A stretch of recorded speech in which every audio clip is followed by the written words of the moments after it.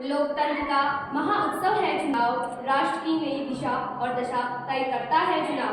मत का अपना भाव है क्योंकि सियासत की तख्ता पलट करता चुनाव है। राजनीति से छानकर राष्ट्र नीति बनाता है चुनाव। फिर क्यों है हर सदन के चुनाव में अलगाव? क्यों न मजबूत शासन के लिए लाया जाए एक बदलाव? जब अखंड है भारत तो क्यों न हो एक राष्ट्र एक चुनाव। नमस्कार, मैं निकिता खरकौल कक्षा 12वीं की छात्रा आज इस विषय हेतु अपने तर्क को प्रस्तुत करूंगी। नमस्कार, मैं शिवानी खरकौल कक्षा 11वीं की छात्रा आज यहाँ पर एक राष्ट्र एक चुनाव के तहत अपने कुछ तर्क प्रस्तुत करना चाहती हूँ। एक राष्ट्र एक चुनाव।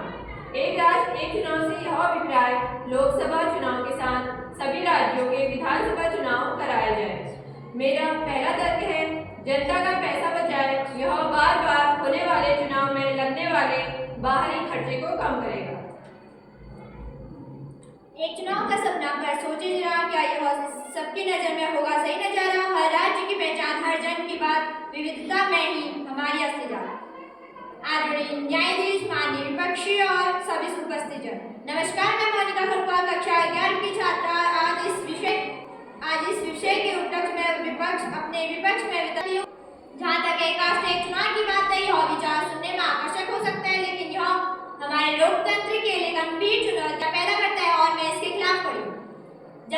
जैसा कि इनने कहा कि जनता का पैसा बचाना, जनता का पैसा तो बचेगा, परंतु मैं इस बात पर भी जोर देना चाहती हूँ कि आज से क्या राजनीतिक दलों द्वारा किए जाने वाले खर्च कम होगा क्या? इसका एक प्रभाव और होगा कि जो भी राजनीतिक दल के पास ज्यादा संसाधन होंगे, वो उनका दुरुपयोग कर संपूर्ण देश पर एक दल की ही प्रसारित कर एक दलीय सत्ता की नींव डाल देगा, जो देश के भविष्य के लिए उचित नहीं होगा।